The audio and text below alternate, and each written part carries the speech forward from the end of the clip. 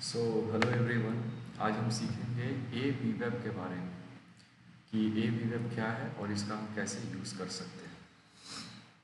So A B web का पूरा नाम होता है एंकर्ड बी वेब। ये एक इंडिकेटर है जिसको हम लोग ट्रेडिंग में यूज़ कर सकते हैं और अपना जर्नी को छोटा कर सकते हैं, सीखने का जर्नी।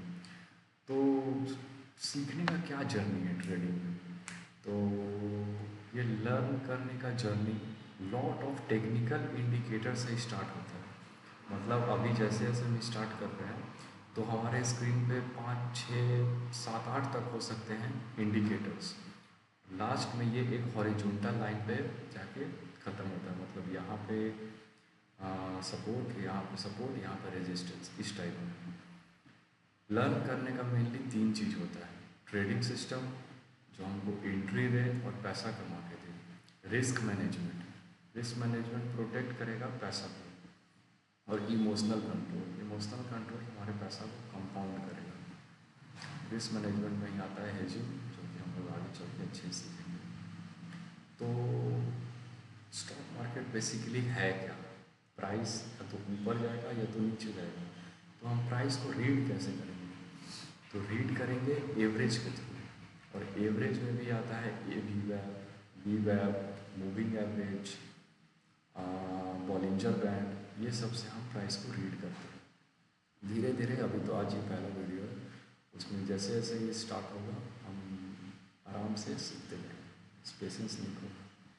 ए बी वैप, एंकर्ड बी वैप, इसको हम लोग पहले 1 मिनट ये PDF समझ लेते हैं, ये नोट्स हमने बनाए हैं, और उसके बाद चार्ट पे चल के समझेंगे। तो ए बी वेब को हमेशा मैक्स फियर या मैक्स होप जोन पे लगाना है। मैक्स होप जोन मतलब यहाँ से सेलिंग स्टार्ट हुआ, ये लाइन ऐसे ड्रॉ कर दी है, बट मार्केट ऐसे कभी जाएगा नहीं। ऐसे ऐसे करके नीचे जाएगा और ऐसे मतलब जिगजैग में जाएगा नीचे या ऊपर। मैक्स फियर ये हो गया जहाँ से स्ट्रीम बाइंग हुआ है, और मैक्स होप जहाँ से सेलिंग हुआ है। सेलिंग का जो शॉर्ट ऑप्शन में पुट बाइंग या कॉल पे शॉर्ट। तो अगर anchor max fear and max hope दोनों से ऊपर चले जाए तो तेज़ी से ऊपर जाएगा। मतलब देखो, अगर मान लो प्राइस, मान लीजिए प्राइस यहाँ से यहाँ पे हम एंकर लगा दिए जहाँ से ऊपर गया है, और यहाँ पे ये एंकर ऐसे आता है, मतलब ये सपोर्ट का काम करेगा। और ये मतलब यहाँ पे मैक्स होप है, यहाँ से सेलिंग हुआ है, और अगर दोनों को प्राइस क्रॉस करता है और थोड़ा देर सस्टेन करने के बाद प्राइस रुकता है वहाँ पे, तो वो बहुत तेज़ी से ऊपर जाएगा। इसको हम लोग आगे चार्ट पे देखेंगे। अब देखिए यहाँ पे मान लीजिए कि यहाँ पे हम लोग एक एंकर लगा दिए, दूसरा एंकर यहाँ पे लगा दिए। तो अगर प्राइस इसको क्रॉस कर गया, पहले वाले हमारे एंकर को, तो दूसरा वाला जो एंकर्ड है अगर उसको क्रॉस नहीं किया है तब तक ये रेजिस्टेंस का काम करेगा।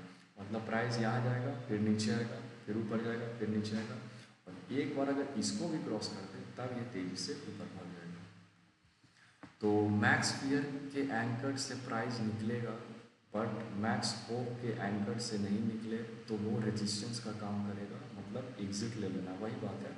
मतलब अगर यहाँ पे हमको एक बार एग्जिट ले लेना है, और अगर यहाँ पे फिर प्राइस सस्टेन करे तो फिर यहाँ से एंट्री बनाइए, यहाँ से फिर ऊपर जाएगा। लेकिन यहाँ पे एक बार एग्जिट ले लेना है। इंट्राडे में भी वही कैंडल पे लगा सकते हैं कि इसका एवरेज कहाँ है। एंकर्ड का यही खासियत है ए बी वेब का, कि इसको हम लोग इंट्राडे में भी यूज़ कर सकते हैं। और हमेशा एक स्टेप बैक लगाना है, मतलब अभी हम लगा के दिखा दे रहे हैं। जब जब प्राइस एंकर को तोड़े तो प्रीवियस पे चले जाना है ट्रेडिंग में, इन्वेस्टिंग में, मैक्स फियर मैक्स, वो भी बता दे रहे हैं। फिर है यहाँ पे 100 SMA इजीली ब्रेक नहीं करता, मंथली टाइम फ्रेम पे इन्वेस्टमेंट कर सकते हैं। अगर प्राइस को हम मान लीजिए कि ये प्राइस ऐसे ऐसे हो रहा है, तो 100 SMA मतलब 100 दिन का simple moving average easily break नहीं करेगा। और अगर एक बार ब्रेक कर दिया तो वो बेस्ट इन्वेस्टमेंट जोन कह सकते हैं वहाँ पे, कि हम वहाँ पे इन्वेस्टमेंट का सबसे बढ़िया जोन हो सकता है। फिर यहाँ पे कुछ है गोल्डन एरिया, 10 से 12 साल में मार्केट 38 to 50% गिरता है। 5 साल में मार्केट 17 से 18% गिरता है। 2 से 2.8 ईयर में मार्केट 12% गिरता है। हर साल मार्केट 5% गिरता है। ये इसका लॉजिक यही है कि अगर इतना मार्केट गिरता है तो यहाँ पे हम इन्वेस्टमेंट कर सकते हैं। ऑप्शन के चार्ट पे लगा के मेन उसका प्राइस स्टॉक को प्रिडिक्ट करेगा। मतलब अगर हम ऑप्शन पे भी धीरे धीरे आएंगे, ऑप्शन के चार्ट पे भी लगा के और इसका हम प्राइस प्रिडिक्ट कर सकते हैं।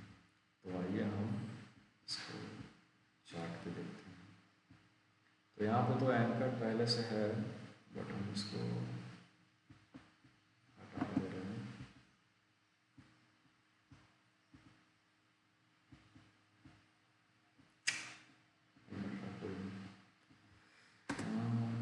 यहाँ पे आना है ट्रेडिंग व्यू में और 1 2 3 4 5 पे जाके यहाँ पे चौथा पे जाएंगे तो वहाँ पे आपको एंकर मिल जाएगा। तो ये नीचे में गिरा जाएगा। तो ये एंकर का साइन है। एंकर को हम एक बार यहाँ पे क्लिक करेंगे। फिर क्या हम अभी PDF में पढ़े थे मैक्स पीयर या मैक्स होप जोन पे। तो यहाँ पे हमको एंकर लगाना है तो एक स्टेप बैक यहाँ पे एंकर लगाएंगे। यहाँ से एंकर सेलेक्ट करके यहाँ पे एंकर लगा दिए।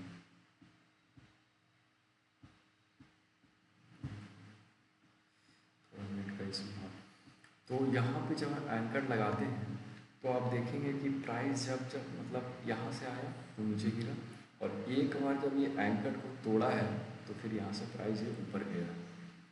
फिर हम यहाँ पे भी लगा के देख सकते हैं एंकर को। एक स्टेप बैक यहाँ पे लगा, देखिए यहाँ से प्राइस ऊपर गया, फिर यहाँ से प्राइस ऊपर गया है तो यहाँ से एंकर को लगा।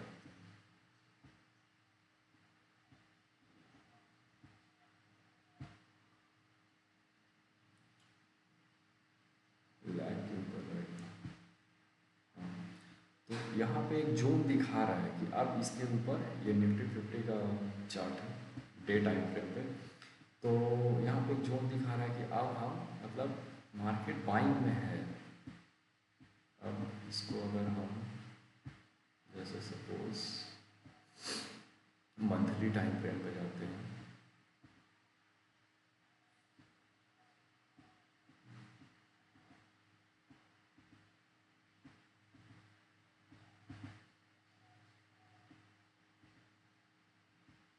पहले से एंकर लगा हुआ है, इसको हटा दे रहे हैं। एंकर बहुत बढ़िया चीज़ है, आप इसको जितना प्रैक्टिस करोगे आपके लिए उतना ही सही रहेगा। बाकी नोट्स वगैरह तो मैं डाल ही दूँगा लिंक पे,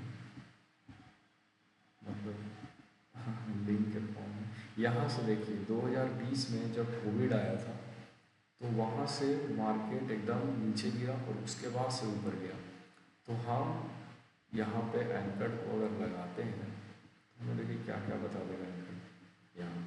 तो अभी अगर निफ्टी 50 यहाँ पे आता है मतलब 17,054 पे, तो वहाँ पे हम सबसे बेस्ट जोन मान सकते हैं। एंकर हमेशा एक जगह पे नहीं रहता, जैसे जैसे मार्केट ऐसे ऐसे ऊपर जाएगा तो ये भी थोड़ा ऊपर जाने लगता है। फिर अगर 2008 में जो मार्केट क्रैश हुआ था उसमें हम एंकर को लगाते हैं। ये 2008 का मार्केट क्रैश, यहाँ से फिर मार्केट ऊपर गया था तो ये भी हमको ये बता देगा।